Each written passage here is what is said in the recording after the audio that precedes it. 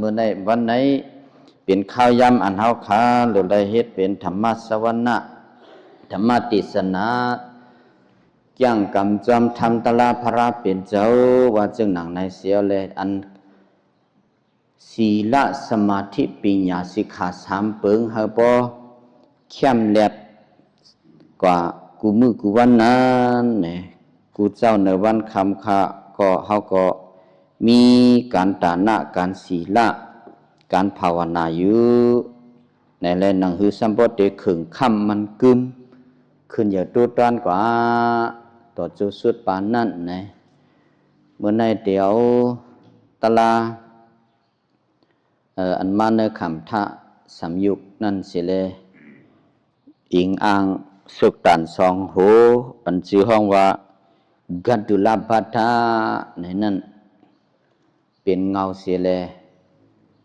สับเลี้ยงในกว่าเนาะความใจเฮามีไว้ว่าตีเป็นอำหูตีลุ่มหันเนี่ยกำในตลาเฮาพอมีทำตลาหมักตาเสือเสียเลยหมักตาทำตลาเสียเลยตีเป็นก็เฮาหูตีลุ่ก็เฮาหันเนี่ยนะเดี๋ยวตลาหูในเสียเลยห้อนี้กว่าเลยในปรับแกมมือยอเกี่ยวเขาฉะนั้นก็ป้าไว้อยู่ตลาพอมาตุยเนื้อตูเนื้อเจอเฮาปนในจึงในตูเจอสองยืงใน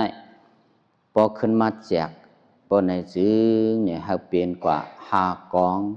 ในก็พุทธมนต์คำพระเปลี่ยนจะแจกสิเลยห่อนี่ปันเนื้อธรรมสัจจะก็มีไว้ขันธา5ป้าในนั้นน่ะตูเจอในแจกเป็นกว่า5กองขันธาในปองว่าเป็นจุลุมตุ้มเป็นกองขันธาในปองว่าเป็นกองเป็นก่อเป็นกองเฉพาะมันเหมือนเชิงหนังฮื้อในเหมือนเชิงหนังลดกาในดูก่อนละอันเราเปลี่ยนลดเปลี่ยนกาเต้เต้ปมาทัดฉางหมักนิมมนาก่อมจะพักตุมนา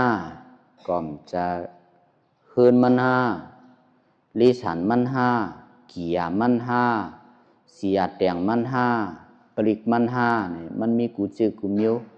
โหอินจินมันห้านำมันห้าเนี่ยจะเนี่ยเพราะว่าลดก้าเนี่ยปามหมดจะเนี่ยมันจะกำนำมีลดก้าเลยนะ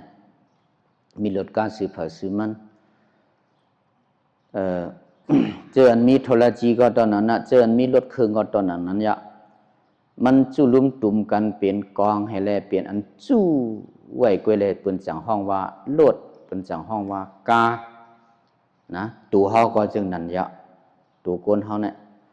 จังว่าตูเจอสองเปิงเนี่ยพอมาแจกตัวเนี่ยมันมีกูเจอกูมิ้ววันนั้นเฮาแจกก่อนได้ในปรับแกมมือยอกี่เขานั่นมีไว้หุละอันจุลุมตุ่ม32กอง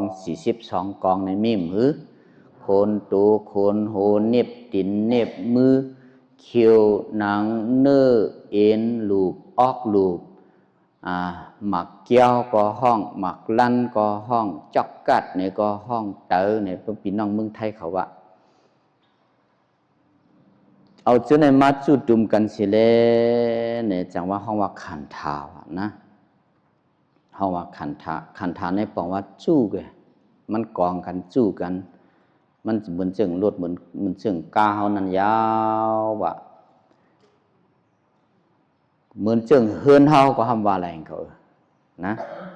เฮือนเนี่ยพวกเฮาว่าเฮือนพวกไหนจึงเนี่ยมันติป้าหางมาหลายเฮือนให้เนี่ยอันหลังคามันก็ตีป้ามหือผาก็ตีป้าเสาเฮือนก็ตีป้าปืนมันก็ตีป้าเห็นไหมมาได้ติ๊กนั่นน่ะมาจู่จุ่มกันในจังห้อว่าเป็นเฮือนว่ะนะจังห้อว่าเป็นเฮือนยอกำในเพราะว่าเป็นเฮือนอันคือว่าพอสั่งสอนเฮานั่นหากว่าเป็นเฮือนเข้มเฮือนอันเฮาอยู่ในเดมันเป็นเฮือนเครื่องไม้เครื่องตอกเสียเลยเฮ็ดเฮาบ่ได้ลือตูลือเจอเฮาสิแล้วเฮาเฮ็ดไว้ว่านะ ยอเฮือนหังปอลีตาเข้าตั้งสัมสาระเต้เนี่ยเฮือนอันคือว่าปอสั่งสอนปันเฮาเฮ็ดเฮือนเนี่ยแต่เลยเอาสังปกตังก็ตาหน้าปกตังเสาศีลาสื่อกังผาหามุงภาวนาเฮ็ดสร้างกว่านิกปานนาเฮือนคำวันไหนอ่ะแต่เขาวันเต้เอาตาหน้าปกตังเสาศีลาสื่อกังผาหามุงภาวนาเฮ็ดสร้างกว่านิกปานนาเฮือนคำนั่นเป็นเฮือนนิกปานเฮือนคำอันนั้นเป็นเฮือนเจ็ดเฮือนอันดุ่มเดียวแทงสิปอกผีหิมไรก้นหิมไรเนี่ยมันเป็นเฮือนซึ่งนั่นนะจังว่าเฮือนหากบ่เป็นนิกปานเฮือนคำอันหลังนึงในก็เตเลมีปารมีตั้ง30ปารมี10ปารมี30เตเลมีเนี่ยว่านะตั้งแต่เอาตาหน้ากว่าจังว่าเอาตาหน้าในปกตั้งเสาเนี่ยตาหน้าเตเงามันตาหน้าปกตั้งเสาพวกเสามันกึมยาเนี่ยมีเสามันหลายก็ซ้ำอำไปเต็มโทนและเตเลยเอาศีลศีลามักสื่อกังผามันเห็นไหมวะยอกำในพวกผามันก่อนห่มร่มดีเนียนยาวเข้มเรียบยาวในก็ไปเตรียมทนเพราะว่าอันมุงมันไปมีบนในพลตีหูยันปนันแลตีเลยเอาการภาวนากุศลอันเฮามาเฮ็ดอยู่ตัวเดียวแน่เฮาด้วยตูด้วยใจเฮาเป็นการภาวนาคุกจะไล่กลุ่มกุนหมุนเงาพระเป็นเจ้าก็เป็นพุทธานุสติภาวนาคุกจะไล่ทำตลาพระเป็นเจ้าก็ตลาพระเป็นเจ้าในหมันเมียนเตอันคือว่าพอผมเลยตั้งจะเสียสุขามเขาจะเสีย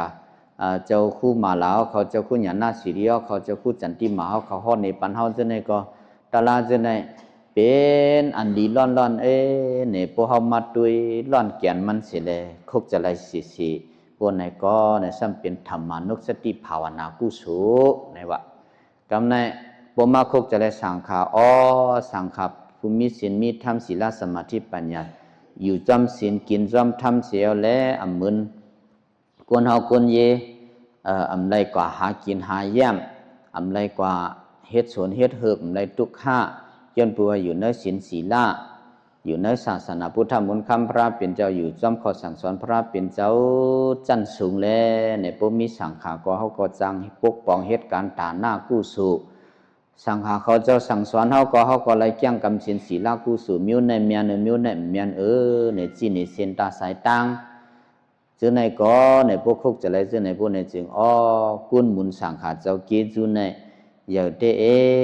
ในพวกมีน้ำใจลีจึงในก็เป็นสังขานุสติภาวนากุศลยอกำในพวกขึ้นคุกจะไล่ขึ้นศีลศีลาเจ้าเก่าในจัวมานังตลาในศีลศีลาก็มันเกี่ยนแน่นดีนะ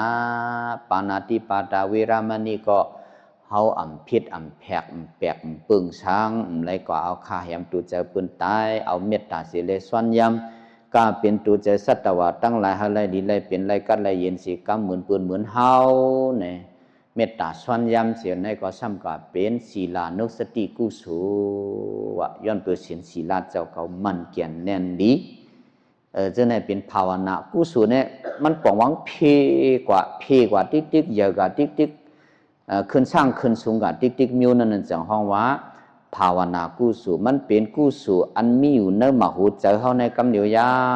วว่าตาหันตุทบจังว่าสันติทิโกเนี่ยนั่นน่ะตาหันตุทบเตยะจะในเป็นภาวนากุศลหมดยาวนะอันเฮาเพียรเมตตาในก็สำกับเป็นเมตตาภาวนาอันเฮาห่มจมกุศลจะในก็สำกับเป็นมุติตาภาวนาเนี่ยจะในมันเป็นภาวนากุศลร้อนยาวเนี่ยเพราะว่าภาวนากุศลมันเกี่ยนเนียนนาก็เนี่ยเฮือนเฮานั้นมันจังได้เป็นเฮือนคำนิกปานยาวว่ะนะจังว่าหามุงภาวนาเฮ็ดสร้างปานนิปานาเฮือนคำยอกำในมื้อในที่ขึ้นใครเหนือกว่าแทงเหมือนเฮาภาวนานั่นมังปอก็มันโดยไรมีเงียนตั้งหูภาวนาไม่ย่าเงียนตาหันตูทบเนื้อตูเนื้อคิงเฮาเนื้อเจอเฮานั่นน่ะบางปอก็ เพราะว่าเฮ็ดลายในไปสั่งถูกในก็เอาแทงลายในนี่พอเอาสมถะภาวนาวาพวกในจึงพุทธมนต์คำพระเป็นเจ้าฮอไว้ในสุตตันปิฎกเสียเลยเจ้าอัฏฐกถามเจ้ามหาพุทธโกษาสมัครเก็บหอมตอมจูเหมีในวิสุทธิมรรคนั้นว่ามี40มิวอันเฮาก็ว่ากับมือไกนั้นซั่นเป็นอนุสติภาวนากรรมฐานเนี่ยเฮียงแล้วมันไปมีนำล่ะเนี่ยย้อนเปว่าโกนเฮานำเจอตนโกนเฮาในมันมีจาริกตาสืบเผสืบมันกำพองในจาริกตากำพองในตอสายใหญ่กำพองล้อผ้าใหญ่กำพองซ้ำโมหะใหญ่กำพองซ้ำปิญญาญาณใหญ่กำพองซ้ำสัทธาตลาใหญ่กำพองซ้ำตังวนน้ำใหญ่เนี่ยพอเอาจาริกตาโกนเฮาว่าเนี่ยมันมี6ปึง6ปาเนี่ยในวิสุทธิมรรคนั้นว่าซึ่งหนังไหนวะย่อเพราะว่าโกนเฮากำพองเนี่ยพอจะลำตอสะน้ำพอตอสะใหญ่พอในซึ่งเนี่ย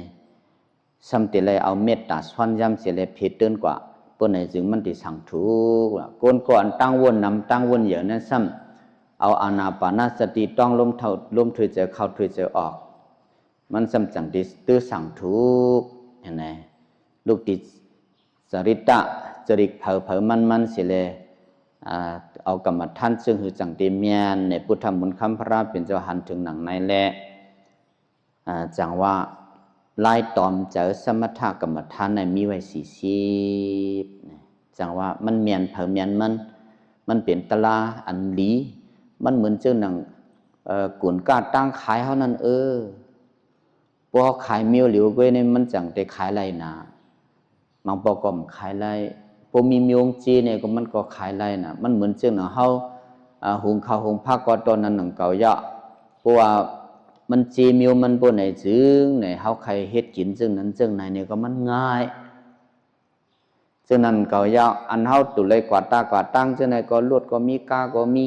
โทก็มีเลยตีนั่นเนี่ยเขาใจกว่าเนี่ยมันสั่งถูกนะเขามีรถมีก้าก็ใครกว่าไว้เนี่ยมาพอเขาลูกตีในตีมือกว่าตั้งยันกรุงว่าตีการนอกเมืองว่าเจ้าในห้องต้องเลยขี่เขาวินูเฉพาะมันเหมือนจังนั้นว่ะจังว่าเจ้าเขามาเขาในไล่มันนำหนาเลยอย่าไปกวางนะอย่าไปกวางเขาหลุดจังหยานเขาพอเฮ็ดจอมไล่ในแต่เมียนเขาในสืบเฮ็ดกว่าติ๊กนั้นมันจังติตื้อขึ้นอย่างมาสูงว่ะเมื่อในแต่ตีขึ้นสืบอันมือซึ้นนั่นเนาะมือซึ้นในแต่เขาลัดกว่าลองถัดสีป้าและซ้ำอันเพมัน40 ปลาย2 ป้า2 ปึงในลัดกว่าจังพอหูจึงนั้นพอในจึงเนี่ยวันนั้นแต่ยังอ่านแต่เขาเลยยินเมียเกี่ยวเขาว่าเมื่อนั้นแต่ตึกเหมือนพ้องเจ็บเหมาะในนั้นนั้นหนังคือมันเตกับกิเลสอันเจอเขากัดติดหอยเจ็บนั่นแหละวันนั้นเขาลัดเนี่ยกว่าเมื่อนั้นเต็มเจ็บบอกว่าหาวันนั้นรู้เจ็บก็มันเต็มบ่แห้งถันว่านั่นเนาะมันมืดมันมาเลยไงเจ้ามืดมันมาเลยว่าเต็มมันมีอยู่ในตัวในใจเฮาในขนาดไหนอันซื่อนั่นยันเปิดพวกเฮาอยู่ที่ฮอดที่เฮือนเฮาในเฮากลุ่มกว่ามาพื้นให้ลูกให้ยุกให้ย่างให้ไปให้จุกให้ในมันยันเปิดอิริยาบถเฮานั่นอิริยาบถลองลูกนั่งไปนอนเนี่ยเขาฆ่าอยู่ติ๊กเลยเนี่ยห้ำหันอันเจ็บมันกำเนิดเขามาจามตัวหนึ่งจมมองห้ำหนึ่งเนี่ยน่ะหันเอาหน้าปอมาล้วนเจ็บจะเนี่ยผมจะเรื่องนั้นเนี่ยมันหันสภาวะมันไอ้เกี่ยวมาเจ็บเนี่ยมันมีอยู่เนี่ยเขาลืมไปเลยจะผมมีตัวขันถาก็เจ็บเนี่ยมันพูดถึงมีแล้วอ่ะยันประวัติตัวขันถาเขาเนี่ยมันอยู่จอมถัดสีเปิงดินนำลมไพ่เนี่ยวันนั้นเขาลัดกว่าจังให้บ่ป่องใจว่าเฮ็ดถือว่าดินนำลมไพ่ลาเนี่ย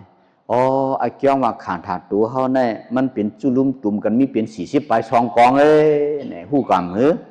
บ่ฮู้จึงนั้นน่ะอ๋อไอ้เกี่ยวว่าตูเนี่ยมันมีเฉพาะตละธาตุดินน้ำลมไฟซะเนี่ยมันเพ่งกันแลมันหมอเข่งหมอเจ็บหมอไหม้หมอกัดมาแหละเนี่ยบ่ป้องใจซะนั้นก็บ่เจ็บบ่เป็นมาก็จ้องดีใจจ้ายาว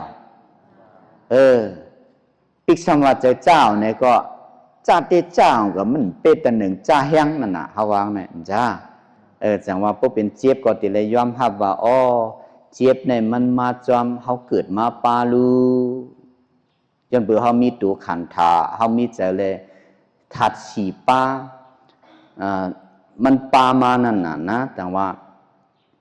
เมื่อเฮาเกิดมาเนี่ยมันปามาตั้งทัดสีปาตั้งตัวตั้งใจนะจัตตารมหาภูตาจตุงนำมหาภูตานังนะสาจัตตปัจเจนะปัจเจโยอุปนิสัยปัจเจนะปัจเจโยเนี่ยในประธานปาลีเจ้านั้นก็รับจึงในย้อนเปิดมิทัดสีป้าและทัดสีป้าในมันอยู่เพราะว่ามันเพ่งกันพวกในจึงในอยู่ก็อยู่สาลมตัวเพราะว่ามันเพ่งกันพวกในจึงมันติดเจ็บมาพวกในจึงอันเจ็บนั่นจ่องติดเปลี่ยนอันดีจังหือเป็นอันลีจังก็น่ะอันจังเนี่ยมันกับมีดีเลยมีดีเจ้าเลยเขาเรียกอะไรนะเจ้าเขาเนี่ยเจ้าเขามาเมเจ้าเขาน่ะเนี่ยมือเขามานังตะลาเนี่ยเขามาเมเจ้าเขาบ่เป็นเจ้าอันลีเจ้าอันแก่เขามีญาณมักตาเสยด้วยเจ้าเขาพวกนี้อันเจ็บนั้นมันมีอยู่หางมันรู้ตีกับเจ้าจ้าตัวมันให้ช้าง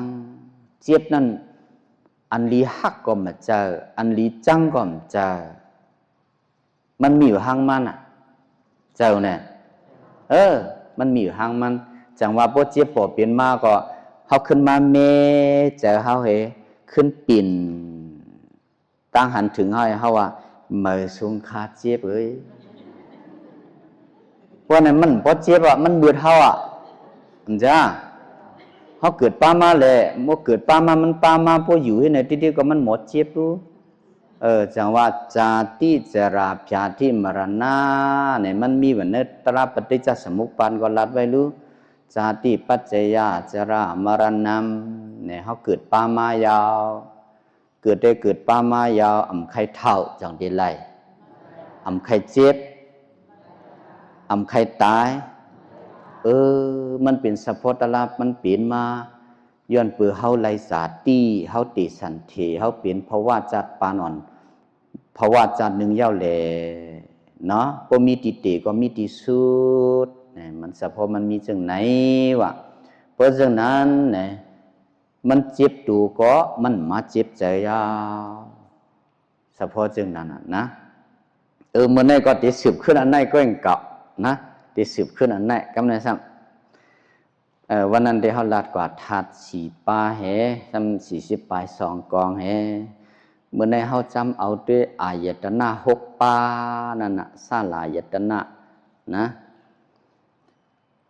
นามารูปะปัจจยศาลายตนังศาลายตนะปัจจยภาโสภาษาปัจจยเวทนาปัจจยตัณหาเนี่ยในปฏิจจสมุปบาทลานั้นมันมีเวทเฉพาะจึงหนังในแลเนี่ยอายตนะ6ปาเนี่ยมันหยาบช้าง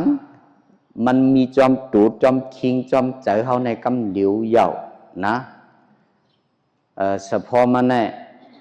ตัวเฮาเนี่ยเฮามีตาหูคูหลังลิ้นโซบตัวเจอมีหลายอันมี6อันหรือตาหูคูหลังลิ้นตัวเจอมี6นิ้วเนาะในเป็นเครื่องหับมันนั่นแหละอายตนะเนี่ยบอกว่าอายตนะเนี่ยมันเป็นเครื่องอันเตปื้นมันเฉพาะมันเจือนมีโทรศัพท์นั้นเขาว่าเป็นเครื่องโทรศัพท์นะโทรศัพท์ในซ้ำหังบ่ยินเสียงนั่นนะบ่หอมมีหมายพงปืนจ่องที่จังสืบว่าจังสืบก็น่ะเจือนปืนสืบมาจู้ห้องว่าบ่เบิ่นมีหมายพงเฮาจ่องได้จังสืบน่ะนะพ พงในสัมเหตุตาสังตาลัดต่อกันตายินเสียงกันจะเนี่ยยันตัวตายินเสียงหันตัวก็ลูกตีไกลๆแหงยินเสียงเหมือนเจ้าเขาอยู่จ้อมกันนั่นแหละในพวกเอาความไทยว่าเด็กเปิดห้องว่าโทรศัพท์เนี่ยนะโทรศัพท์นั่นมันเป็นความปาลีนั่นความปาลีรูปเป็นความไทยมามันบอกว่าดูระสวนาในวันนะดูระในบอกว่าที่ไกลตัวมันอยู่ไกลเสียตาก็สวนาเขาสำเร็จยินเหมือนเจ้าเขาอยู่จ้อมกันที่ในในว่าแต่ว่าดูระสวนาในโทรศัพท์ที่บอกมันบอกว่าเครื่องยินเสียงก็อันอยู่ที่ไกลเนี่ยนั่นนะ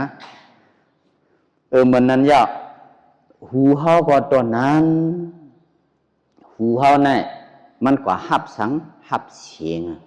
ตาซ้ำกว่าหับสังหับห่างคู่หลังทำกว่าหับสังหับอายเสียวลิ้นเฮากว่าหับสังหับอายาสาสายหวานสายเจมตัวทำกว่าหับสังหับอันที่ตื้อใจเฮารู้ซ้ำกว่าหับอันตั้งวนนะห่างเสียงอายเสียวสายหวานอายาสาที่เตอตังวนอันนั้นซ้ำเป็นอายุงหกปาตังนอกในนะเจอมีปับแกมมือนั้นมีนาฬิกานั้นตัวรู้32ว่ะเนี่ยยอเกี่ยวเขาพูดอันไรนะอันเล็ดเตะเนี่ยตัวผู้หลายเปลี่ยนเอาโยมันมีเครื่องหับมันเหสมีถัดหล่อแฮเนี่ยถัดหับถัดหล่อถัดโปะเนี่ยมันจะมี3 นิ้วนะ3 คักนะจังยอกำเนี่ยเฮามาติดตาเฮานี่ล่ะจักขุมักตาเสอจักขุมักตาเสอเนี่ยจักขุประสาทเนี่ยมันเป็นเครื่องหับมันมีในตัวเฮาเนี่ยหังหับเลยห่างจังปวดตาเขาหันห่างพวกในจึงเอียงซ้ำปอเจอหันซ้ำปอเจอหันนั่นห้องว่าจักคู่วิญญาณว่ามันหัวพวกมันตุยกะเห็นไหมกะหันนั่นเป็นตุงนั่นเป็นจองยอกี่นั่นเป็นรถนั่นเป็นกาเป็นผู้ยิงเป็นผู้ใจเนี่ยเจอหูอันนี้ซ้ำปอมาเจอหันห่างจังปอพอเจอหันห่างจักคู่วิญญาณปอยาพอในจึงอย่างหมาจอมสัญญาสัมปมาจอมนะอันตองไว้นั่นน่ะปงยำหันปอกนะอันนี้เป็นลุงจ้างปิ่งหยาเนี่ยยำหันปอกนะปอกที่มาก็หันกองตองแหละนะนี่เป็นยอกิมเมงื้อเนอะนะในพวกหันแทงปอกกองตองน่ะเห็นไหมนะสัญญาหันมาจอมนั่นน่ะกันในพอหันผู้ยิงก็ในเป็นผู้ยิงในเป็นผู้ใจในเป็นมุนเจ้าในเป็นก้นเฮิรนในเป็นรถในเป็นก้าเนี่ยสำคัญจอมมานะเมื่อนั้นได้ไปมีปัญหามันมามีปัญหาเมื่อแล้วล่ะเนี่ยปัญหาอันสัญญาวิปันลาสะลองตั้งหันถึงเขาในพวกมันปีนกว่าพวกในจึงเนี่ยมื่อนั้นอยาก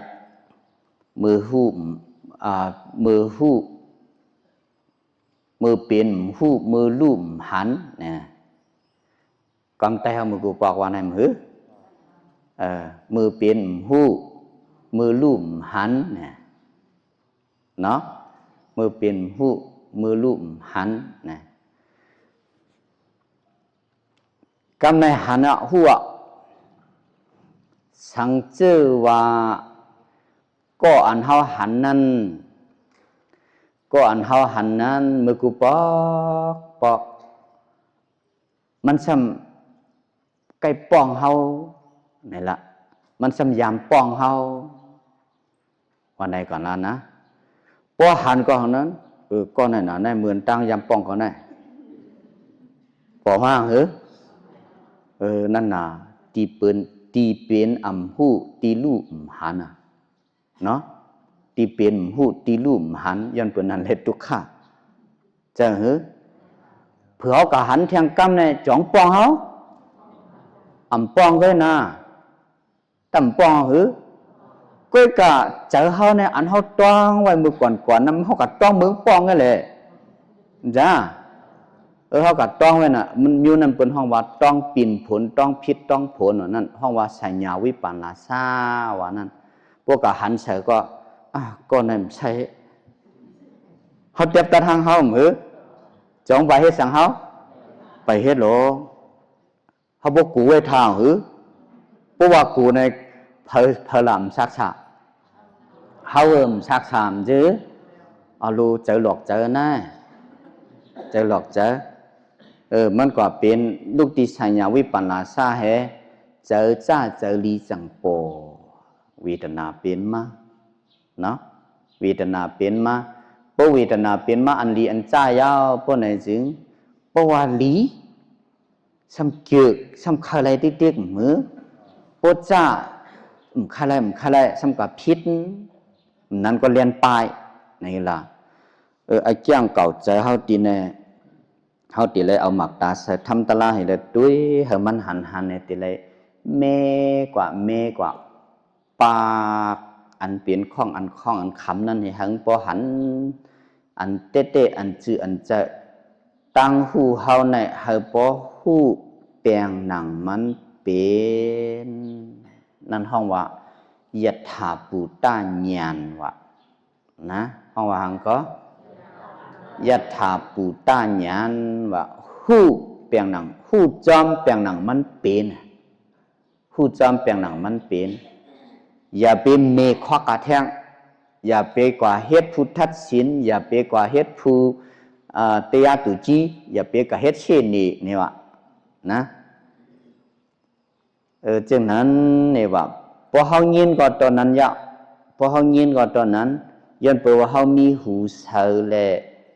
เสียงจังมาหล่อเสือตีหูเสือจะยินจังปอจังจังว่าทัดขามทัดหล่อทัดปอเนี่ยมันมี3คักอ่ะเฮายินเสียง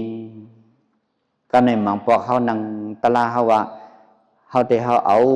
ตะลาเฮาใส่ใจเฮ็ดเลยเข้มนะเฮาตัวลมเข้าลมออกก็อานาปานาก็เข้มนะจะเฮาในนิ่มก้าวในปนขี่รถออกมามันดุกมาเปลี่ยนผาเนี่ยพวกมันนั่นในใจจ้าปอมาหืออย่าไปหางก็ถึงคักนั่นเนี่ยเฮาแต่เลยมีลายมานึงปนยินก็ว่ายินยา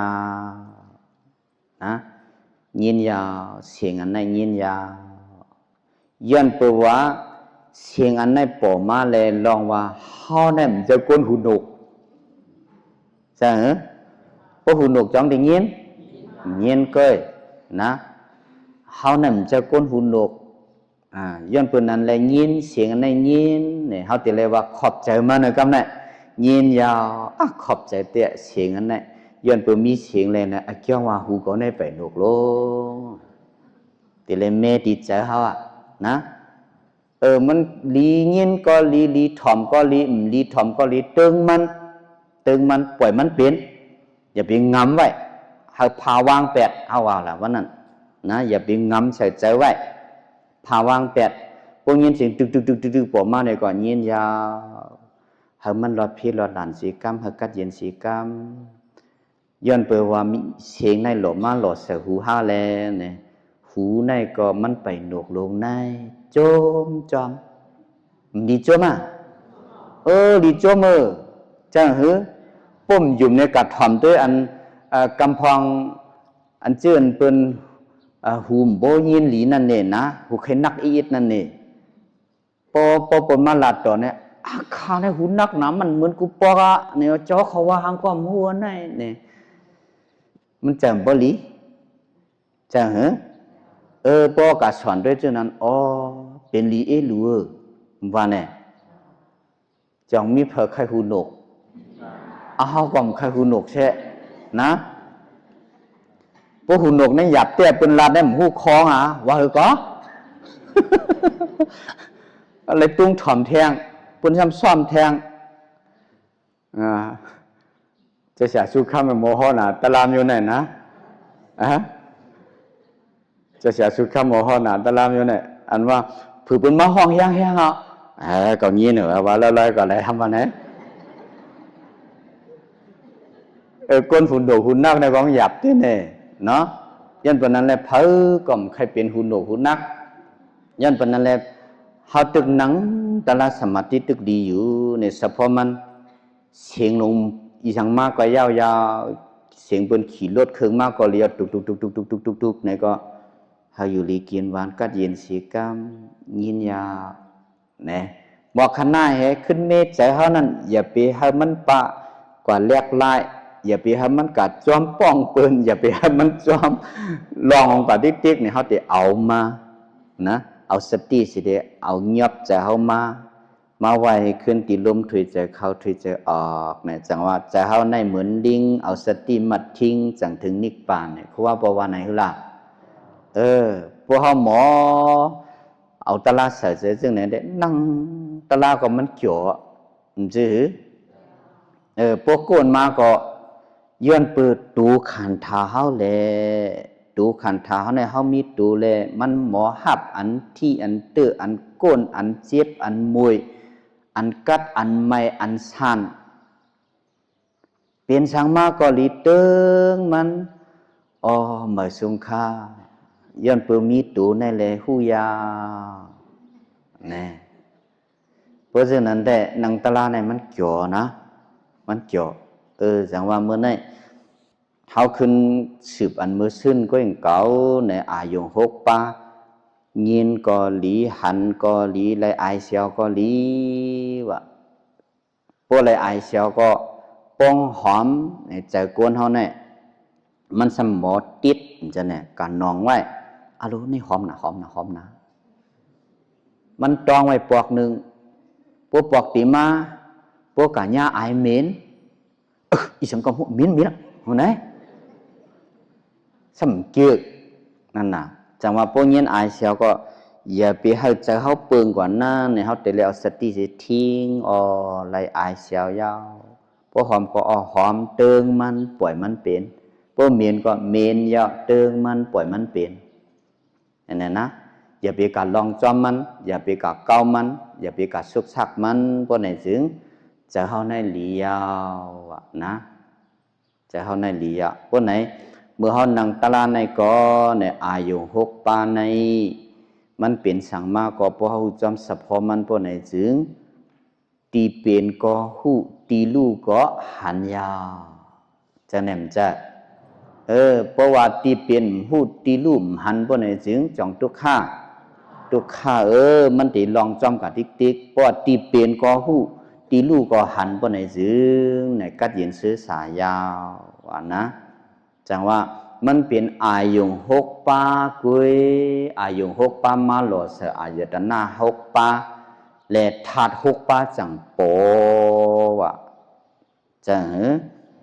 เขาขึ้นมีว่าด้วยอายตนะอันธาตุขาม6 ปีเนี่ยมีสังหลายตาหูคูหลังดินตูดเจในเป็นธาตุขาม6 ปีเนาะยอก็ไม่อายุ6 ปีธาตุโลอายุ6 ปีสัมปินิสังเนี่ยตาเนี่ยมันหันห่างจื้อห่างเสียงไอซ์ยาสาที่เตอแก้มบุญในก็ว่าตั้งบุญในก็ว่าเนาะยอดธาตุ6 ปีเจอตาหันห่างเจอหูยินเสียง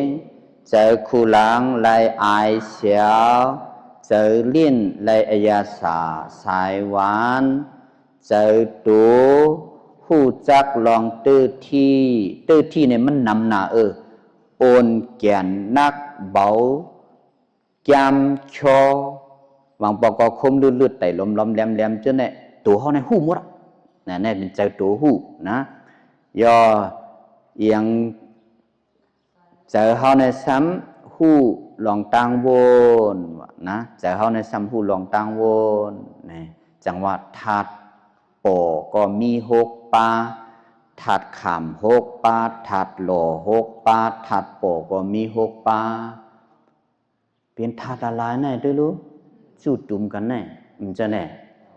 มีเหลือเก่า มีเนาะอันห้องว่าสำติว่าหนังตุกชุกนั่น อันนั้นมันเป็นเฉพาะปิ้งยับเปลี่ยนแหลมจ้าเฮาฮู้จักจื่อมันเนี่ยก้อนนั้นก้อนนั้นเนี่ยมันเฮาขึ้นมาโลกาสมุติบ่โลกาสมุติเนี่ยเฮาฮ้องกันในโลกาเลยเนี่ยจังว่าเก่าเมื่อมันเนี่ยเป็นมาเนี่ยพวกสัพพตละถัดประมัตเตวาก็เป็นจุลุมตุมกันก็ยาวมีอายตนะ6ปาเนาะถัดขาม6ปาถัดโลอายุ6ปาถัดโปวิญญาณ6ปา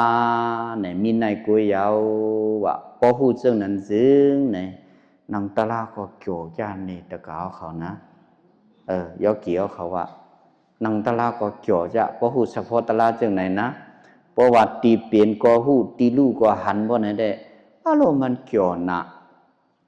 มันเกี่ยวนะปยินก็มันมาสุขใจเฮาปเลยอายเสียวก็มาสุขใจเฮานะปมันกวนมันเจ็บมันมุยมาก็มันมาสุขใจเฮานะมันเข้มอ่ะเนาะจังว่ามื้อในเฮาบ่มีญาณตาเสทำตะลาสิแลตีเป็นก็เฮาฮู้ตีลู่ก็เฮาหันไหนกำแน่เฮาจำภาวนาโฮมกันด้วย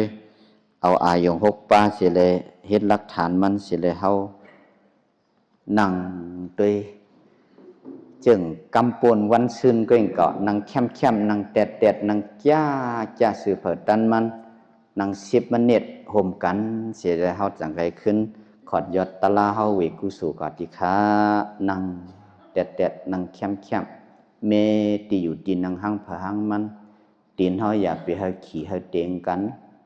อย่าไปให้มันเข่งยึดเอาซื้อผ่ามือต่างเนื้อตักผ่ามือผายขวาต่างผายซ้ายรับตาก็โคอย่าไปให้เกิงตั้งซ้ายตั้งขวาถอยใจอิ่มถอยใจเข้าลึก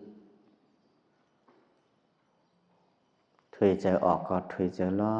ยต้องจอมหมัดจอมลมถอยใจเข้าถอยใจออกถอยใจเข้าก็ให้ฮู้ถอยใจออกก็ให้ฮู้ถอยใจเข้าถอยใจออกต้องจอมหมัดจอมฮู้จอมตุยจอมลมถอยใจเข้าถอยใจออกที่ปลายคูหลังถอยใจอิ่มตัวเอาซื้อสากัดเย็นกว่าเต้เฮาซื้อสากัดเย็นเฮากลางหลอดผีเขียนสีกำส่งเมตตา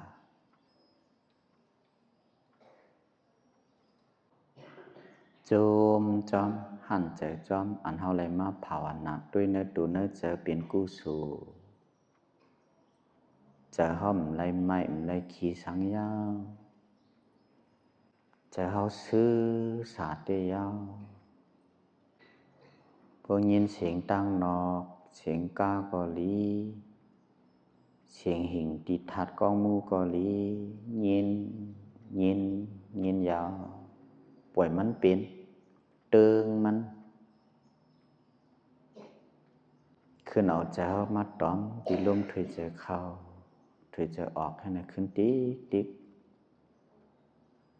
ดูขันท่าเฮานั่งอยู่ตุกสุกก็เติงมันแปลงหนังมันเป็นขึ้นเอาเจอมาไว้ที่ลมถอยเจอเข้าถอยเจอออกติ๊กข้าเจอไว้ตูเจอนิ่มตูนิ่มเจอนิ่มจิมหยันจังได้ถึงนิพพานข้าจะต้องจอมมัดจอมสืบเผิดดันมันไว้จะกัดเย็นเฮาอันกันโฮมกันนั่งก็ภาวนาผิดเดินก็แทง7 มินิ10 มินิเตรียมกว่ายาวถอยจะอิ่มเสียแล้วมื้นตาละลอย